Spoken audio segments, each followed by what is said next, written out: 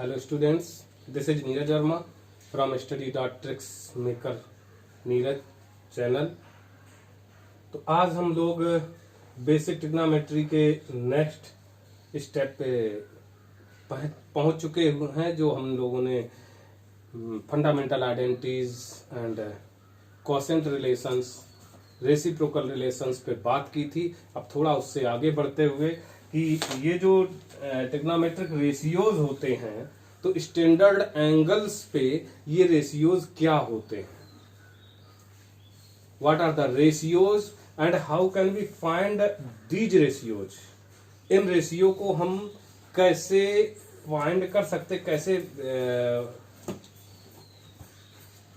इनका पता कर सकते हैं, कैसे फाइंड करेंगे, और इससे रिलेटेड जो कुछ प्रॉब्लम्स हैं इन रेशियोज पर, इन स्टैंडर्ड एंगल्स पर से रिलेटेड प्रॉब्लम्स हैं, उनको सॉल्व करने का प्रयास करेंगे। तो आज से ये नई कॉन्सेप्ट स्टार्ट हो रही है, जिसमें हमारे basic fundamental identities and other just we have learned them, those all will be used here also. मतलब वो भी यहाँ पर प्रयोग होंगे, बट यहाँ पर थोड़ा सा स्टैंडर्ड एंगल्स का भी यूज हो जाएगा। तो स्टैंडर्ड एंगल्स की बात करें तो हमारे स्टैंडर्ड एंगल्स जो यहाँ रहेंगे वो 0 degree, 30 degree, 45 degree, 60 degree and 90 degree. These will be in the form of degree, and other in the form of radian 0, pi by 3, pi by 6, pi by 3, pi by 4, pi by 6 and pi by 2. pi by 3 and pi by 2 इस form में, ये radian के form में है और ये degree के form में है। तो इन पर हम लोग पहले इनसे रिलेटेड इन स्टैंडर्ड एंगल्स पे जो हमारे ट्रिग्नोमेट्रिक रेशियोज होते क्या हैं, ये हम लोग पहले जान लें और उनको लर्न करना भी होगा। तो पहले ये देखते हैं कि इन एंगल्स पे किस तरीके से हम ट्रिग्नोमेट्रिक रेशियोज को फाइंड कर सकते हैं, उनको कैसे फाइंड किया गया है, क्या कॉन्सेप्ट रही है इनको फाइंड करने के लिए। तो उस पे पहले हम लोग आते हैं। तो सबसे पहले अगर हम लोग बात करते हैं तो बात करेंगे 45 डिग्री एंगल के लिए, फॉर एंगल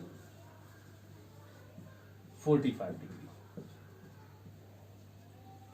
45 डिग्री एंगल के लिए अगर हम बात करें तो we know that in a right angle triangle one angle is always right angle and other two are acute angles. If one angle is right angle, then sum of other two angles, what will be the sum of the other two angles? That will be 90. And if the sum of other two angles is 90 and 45 is half of the 90, it means other two angles will be same. Then if other two angles will be same, then we can take one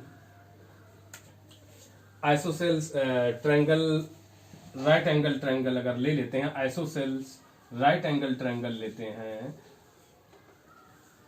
this angle is 90, then this side equal this side, isosceles triangle है तो isosceles में क्या आ जाएगा, ये isosceles में ये क्या हो जाएगा, A these sides are equal and we have learned it, we have read it in our previous classes.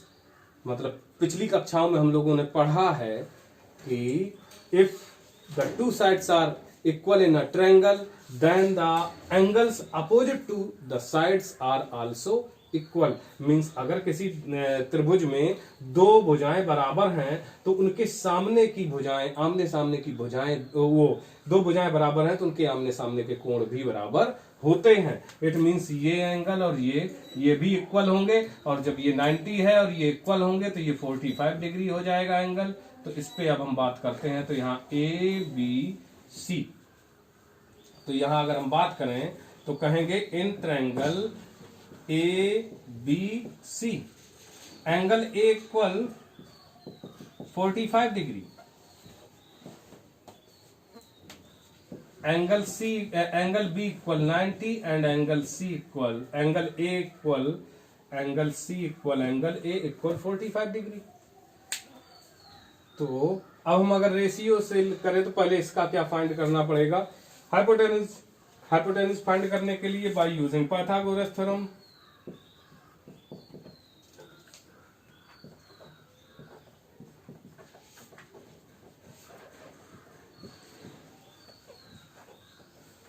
By using Pythagoras theorem, as we know, Pythagoras theorem, the longest square of the longest side in a right angle triangle is equal to the sum of the squares of the other two sides. Then AC square equal AB square plus BC square.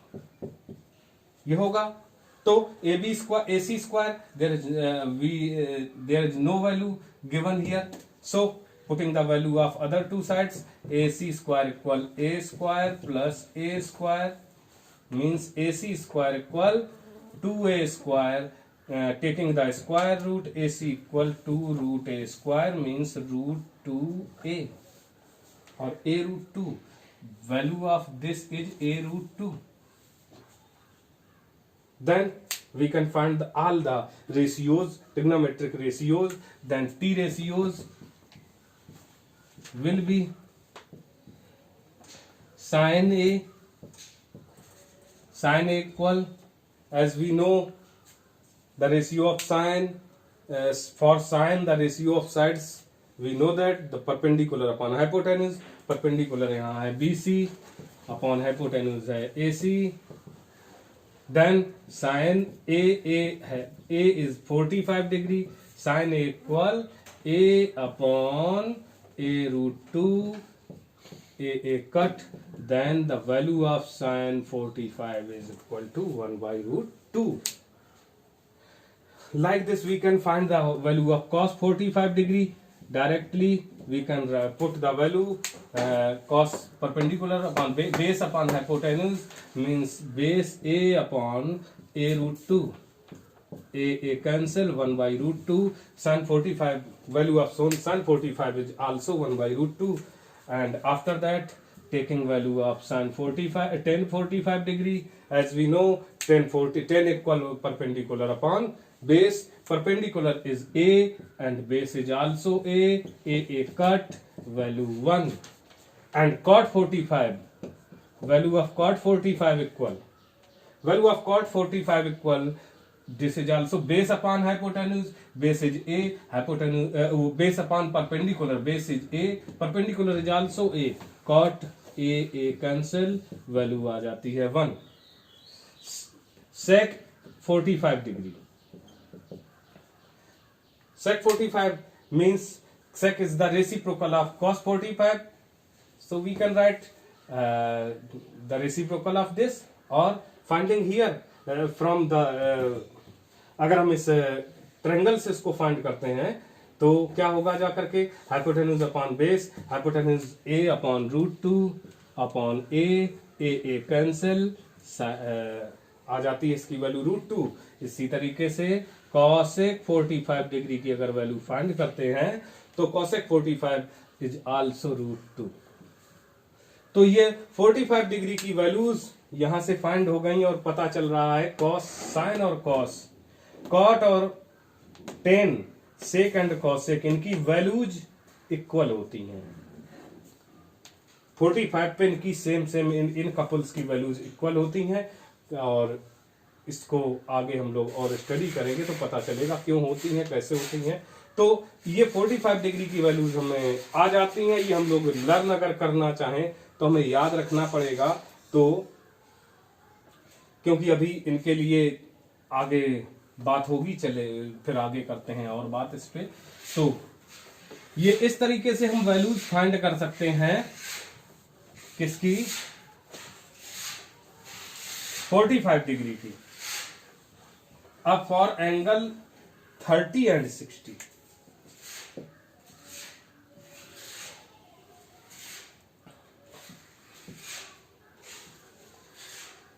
30 degree and 60 degree. 30 degree और 60 degree angles के लिए क्या किया जा सकता है? तो as we know in an equilateral triangle all the angles are equal and the magnitude of those angles, each of the magnitude is 60 degree। 60 degree होता है तो हमें क्या करना पड़ेगा कि यहाँ पर हम इक्विलेटरल ट्रायंगल समबाहु त्रिभुज को लेते हुए चलेंगे, उसके बाद कैलकुलेशन करेंगे तो taking us equilateral triangle of side A, taking an equilateral triangle, या इस तरीके से ना करें तो ये लिख सकते हैं let A B C is an equilateral triangle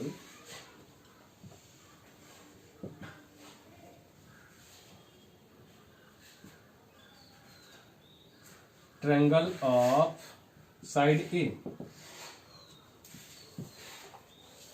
तो एक ट्रायंगल हम ड्रा करते हैं, इक्विलेटरल ट्रायंगल है साइड ए का, ए बी सी। इसकी साइड क्या है? ए है। एक यहां कंस्ट्रक्शन कर लेते हैं,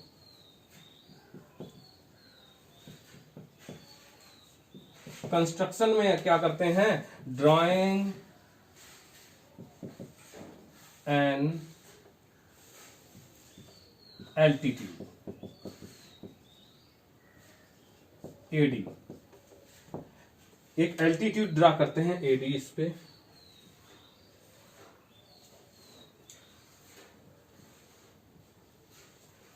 since it is an equilateral triangle then this will divide this side, मतलब ये इस साइड को इक्वली डिवाइड कर देगा। तो इक्वली डिवाइड करेगा तो इसकी वैल्यू जो आ जाएगी ये a/2 हो जाएगा और इधर भी a/2 हो जाएगा। ये साइड हमको पहले से मालूम है कि ये क्या है?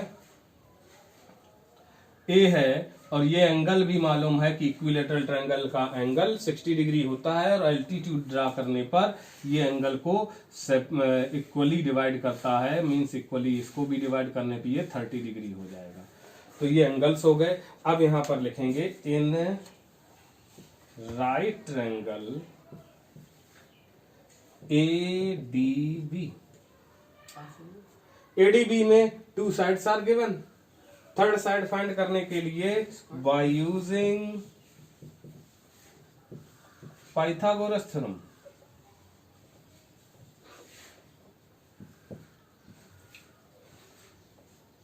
पाइथागोरस थ्योरम का यूज करेंगे तो वही square of the longest side is equal to the sum of the squares of the other two sides in a right angle triangle. Then AB square equal BD square plus AD square.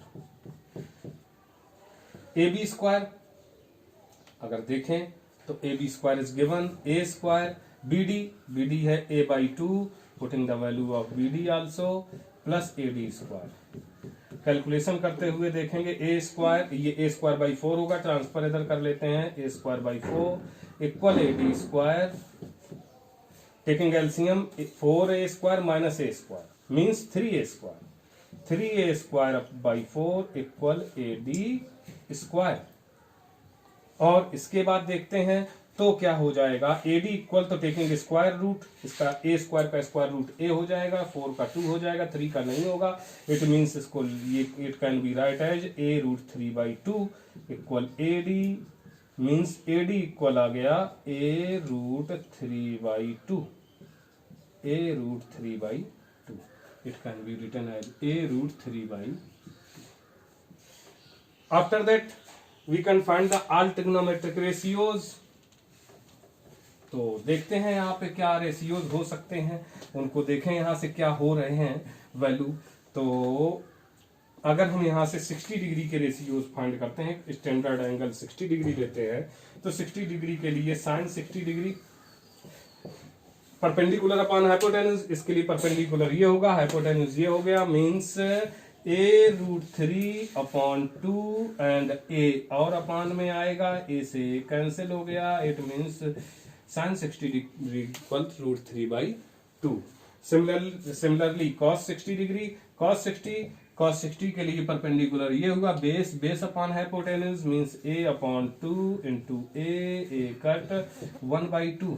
cos 60 degree की value 1/2 होती है। tan 60 degree की value अगर find करना चाह रहे हैं तो क्या होता है, tan equal perpendicular upon base, perpendicular a√3/2 multiplied a/2, 2 cancel, a cancel, then equal to √3।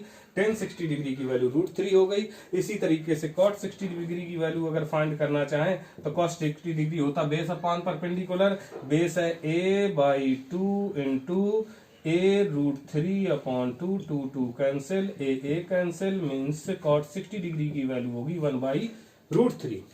इसी तरीके से अगर और भी sec 60 डिग्री की वैल्यू फाइंड करना चाह रहे हैं, sec 60 डिग्री होता है hypotenuse upon base, hypotenuse upon base a/2 a cancel, ये 2 न्यूमरेटर में आ जाएगा, sec 60 डिग्री की वैल्यू हो जाएगी 2। इसी तरीके से cosec 60 डिग्री की वैल्यू फाइंड करना चाहें तो cosec 60 डिग्री की वैल्यू होगी hypotenuse upon perpendicular, hypotenuse a upon perpendicular a√3/2, 2 a cancel, 2 ये हो जाएगा, रिवर्स होगा तो रेसिप्रोकल हो जाएगा, तो 2/√3 ये sec 60 डिग्री की वैल्यू होती है। और यहां से हमें पता भी चल रहा है कि साइन का रेसिप्रोकल cosec होता है। देख रहे हैं कि sin 60 की वैल्यू √3/2 है, देन cosec की वैल्यू 2/√3 है। और हमने यहाँ पे कोई भी उसका रेसिप्रोकल मेथड नहीं अप्लाई किया, तब ये वैल्यूज आ रही हैं। तो ये हो गया। अगर हम 30 डिग्री की वैल्यू फाइंड करना चाहें, ये 60 एंगल 60 डिग्री की थी तो 30 डिग्री की भी वैल्यूज यहाँ फाइंड की जा सकती हैं। साइन 30 डिग्री की value, sine 30 degree means angle कौन सा यूज होगा, this angle, for this angle perpendicular is 8 and hypotenuse is always remain same, then perpendicular upon hypotenuse a/2 into a cancel हो गया, 1/2 sin 30 डिग्री की value 1/2 होगी। cos 30 degree की value find करना चाहें तो 30 डिग्री के लिए परपेंडिकुलर ये बेस अपॉन हाइपोटेन्यूज, बेस हुआ a√3/2 इंटू a कैंसिल हो गया, √3/2, ये cos 30 डिग्री की वैल्यू हो गई। अगर tan 30 डिग्री की वैल्यू फाइंड करना चाह रहे हैं तो लिखेंगे tan 30 degree equal this angle, इस एंगल के लिए परपेंडिकुलर अपॉन बेस, परपेंडिकुलर हो गया a/2 and base a/2, base is √3/2, 2 cancel, a cancelled, मतलब हो गया ये हमारी वैल्यू आ गई tan 30 degree equal 1/√3। And cot 30 degree अगर फाइंड करना है तो cot 30 डिग्री के लिए 30 के लिए परपेंडिकुलर बेस अपॉन परपेंडिकुलर होता है cot के लिए, तो a/2 इंटू नहीं, ये बेस अपॉन परपेंडिकुलर होता है तो a√3/2 के अपॉन ये /2, 2 cancel, a cancel means cot 30 degree की वैल्यू √3 हो जाएगी। अगर हम निकालना चाह रहे हैं sec 30 डिग्री की वैल्यू तो sec 30 डिग्री sec होता है हाइपोटेन्यूज अपॉन बेस, 30 के लिए परपेंडिकुलर ये हुआ, बेस ये हुआ, हाइपोटेन्यूज अपॉन बेस होता है sec 30 डिग्री के लिए, तो हाइपोटेन्यूज हो गया a अपॉन बेस हो गया a√3/2, तो 2 ये मल्टीप्लाई में चला जाएगा, ये हो गया कैंसिल, 2/√3 हो जाएगा। इसी तरीके से cosec 30 डिग्री की वैल्यू फाइंड करना चाहें तो cosec 30 डिग्री होता है perpendicular hypotenuse upon perpendicular, 30 degree के लिए परपेंडिकुलर ये हुआ, हाइपोटेन्यूज ये हुआ, तो hypotenuse upon perpendicular a/2, 2 a cancel and 2 will be reciprocal, then sec 30 degree equal 2। तो these will be the values या trigonometric ratios for the standard angles 30 degree and 60 degree, इनके ये रेशियोज होंगे। ये इस तरीके से फाइंड किए जा सकते हैं। और वैसे तो बेसिकली अगर हम लोग बात करें तो हमको इनको लर्न करना होगा, और without learn we can not solve the values. But ये कैसे फाइंड किए गए ये यहाँ हम लोग सीख रहे हैं कि इनको किस तरीके से इन एंगल्स को फाइंड किया गया होगा, कैसे इनकी वैल्यूज ये रेशियोज लाए गए होंगे, trigonometric ratios for the standard angles, जो मानक जो हमारे कोण हैं, मानक कोणों के लिए त्रिकोणमितीय अनुपातों का अनुपात किस तरीके से निकाले गए होंगे, इन पे ये बात की गई। यहाँ अभी और दो हमारे मानक कोण बचे हुए हैं जिन पर हमें बात करनी है। वो दो मानक कोण जो हैं वो हो सकते हैं, वो होंगे, जो बचा हुआ है, एक है for angles 0 degree and 90 degree. 0 degree angle form करने पे हम कोई ट्रायंगल को, किसी भी ट्रायंगल में अगर एक एंगल 0 डिग्री हो जाएगा तो वो ट्रायंगल ही फॉर्म नहीं हो पाएगा। अगर और एक 90 डिग्री से हम, क्योंकि जो ये रेशियोज है वो एक्यूट एंगल के लिए अप्लाई होते हैं, इसलिए वो भी नहीं हम कर सकते हैं। तो इसके लिए एक हमारा जो होता है ज्यामितीय निरूपण, उसके थ्रू इसको हम सॉल्व कर सकते हैं। ज्यामितीय निरूपण में अगर देखें तो कोई ये एक्स एक्सिस है और ये वाई एक्सिस है, और एक अगर इस पर कोई भी सर्कल ड्रा करेंगे, कोई भी वृत्त जो बनाएंगे, तो और उसका सेंटर अगर हम ओ रखते हैं तो वो इस तरीके से जाएगा। ये रेडियस उसकी होगी, तो ये ए हो गई यहां भी, और ए ये भी हो गई।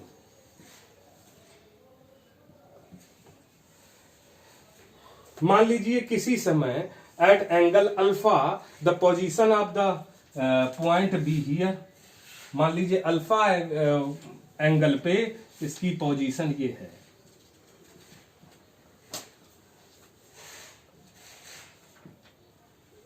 तो ये यहां हो जाएगा।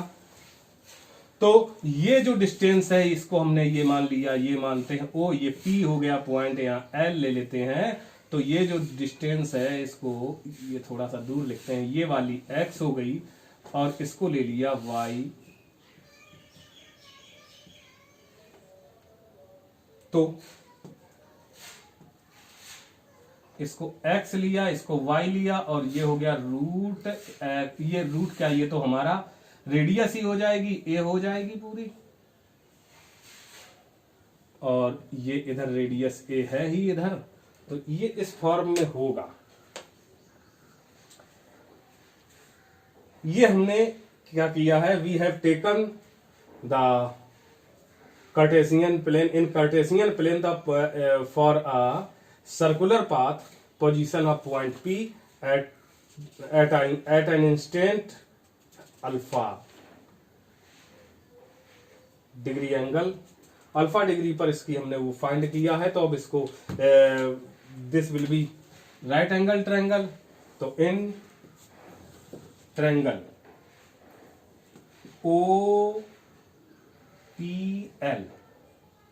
OPL में अगर हम वैल्यूज फाइंड करें या कहें ट्रिग्नोमेट्रिक रेशियोज फाइंड करना चाहें, तो we can write as sine alpha equal perpendicular upon hypotenuse y by a, cos alpha equal base x by a, base upon hypotenuse, tan alpha equal perpendicular upon base means y upon x, cot alpha equal,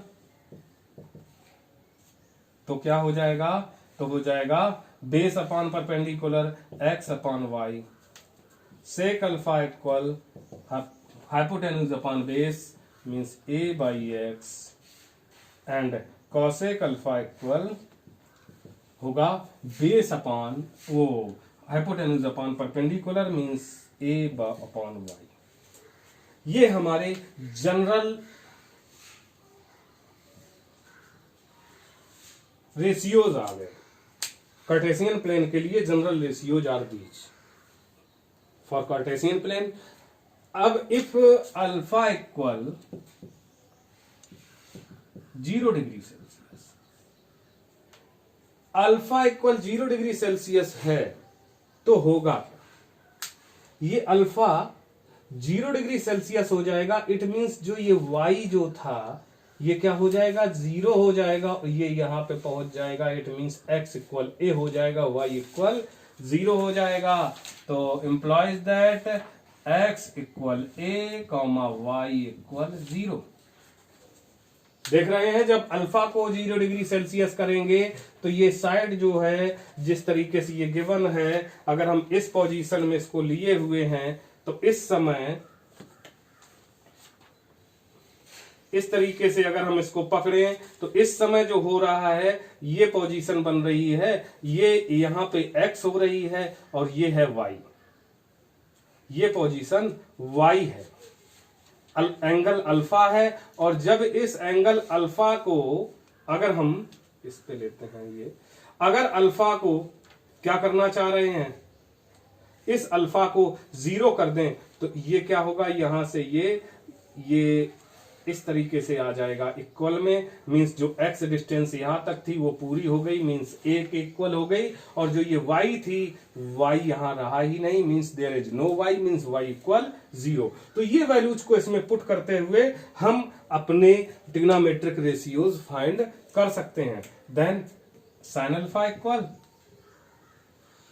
y के place पे 0 put करेंगे तो 0 upon a means 0। Sine alpha की जगह पे क्या हो गया, 0 डिग्री हो गया है। Sign 0 degree equal 0। कॉस 0 अगर फाइंड करना चाहते हैं, कॉस 0 डिग्री इक्वल, तो x हुआ है a और a अपॉन a करेंगे तो a अपॉन a करने पे 1 हो जाता है। टेन अल्फा की वैल्यू करें, टेन 0 डिग्री अगर फाइंड करना है तो टेन 0 डिग्री फाइंड करने के लिए क्या होगा, टेन 0 मीन्स y इक्वल, इसमें 0 पुट करेंगे तो ये पूरा 0 हो जाएगा, टेन 0 की वैल्यू 0 हो जाएगी। नेक्स्ट करना चाहे कॉट अल्फा मीन्स कॉट 0 की वैल्यू, और कॉट 0 की वैल्यू जिस समय करेंगे तो x इक्वल तो a है, यहाँ a आएगा और y इक्वल 0 है, इसके डिनोमिनेटर में 0 आएगा। मींस कभी भी डिनोमिनेटर में 0 हो तो इसकी वैल्यू इनफाइनाइट मानी जाती है, या इसको हम कह सकते हैं नॉट डिफाइंड।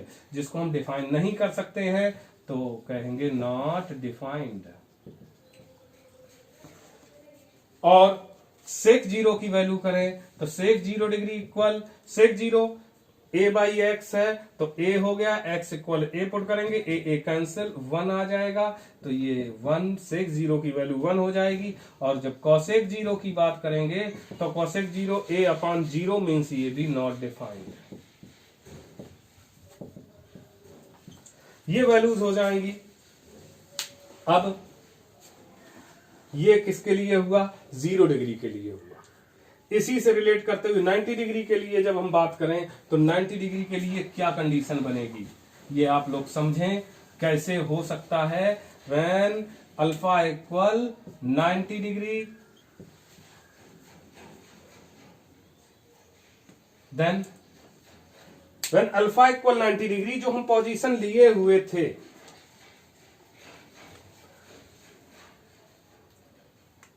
पोजीशन हमारी ये थी, इस पोजीशन पे था, ये था x और ये क्या हो गया था, y हो गया था। और ये अल्फा जब 90 होगा तो ये डायरेक्ट परपेंडिकुलर हो जाएगा। ये परपेंडिकुलर होगा तो यही y की जगह बिहेव करने लगेगा, x यहाँ कुछ भी नहीं रहेगा क्योंकि ये डिक्रीज, जैसे जैसे एंगल इंक्रीज होगा x डिक्रीज होगा, और x डिक्रीज होके जब डायरेक्ट ये परपेंडिकुलर आ गया तो ये क्या हो गया, ये x 0 हो गया और y इक्वल जो इसकी ये साइड है a हो गई।